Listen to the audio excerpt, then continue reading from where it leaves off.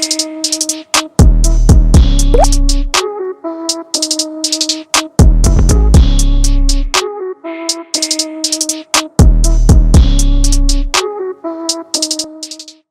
Fly Tyers, welcome back to AvidMax Tying Tuesday. Brady with you once more. Today we're going to tie a Utah killer bug variation. This is sort of a Euro style Utah killer bug. Also could be called a waltz worm variation.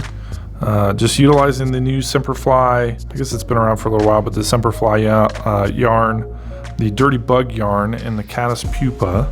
It's a great color substitution for that Oyster color yarn that's traditionally used on the Utah killer bug.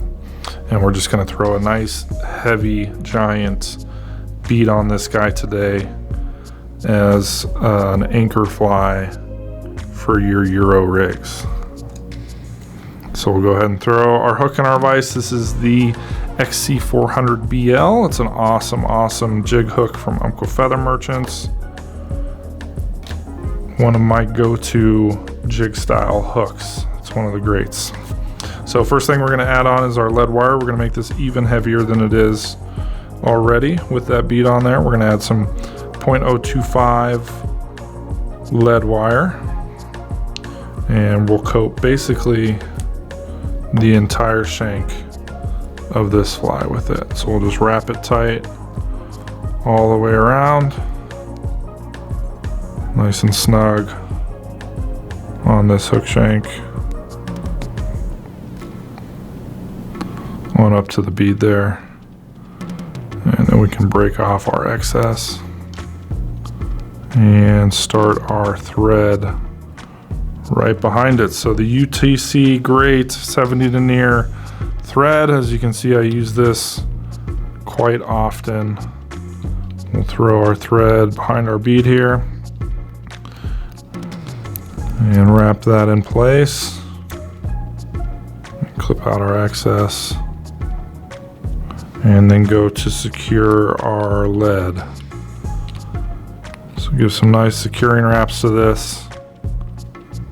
I've definitely been lazy on this part in the past, and if you don't secure your lead well enough, it will slide around on you.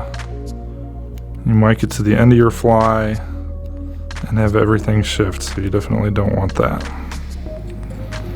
Get it nice and secured in place, and then we can add our primary material to this fly, which is that great Semperfli Dirty Bug yarn.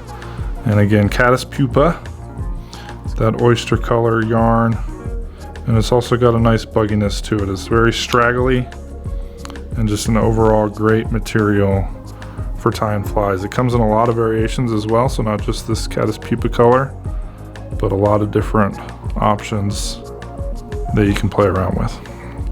So we'll secure that to the side and wrap it in place, make sure it's not going to move on us, and then we can half hitch and bring that on forward. Super simple fly.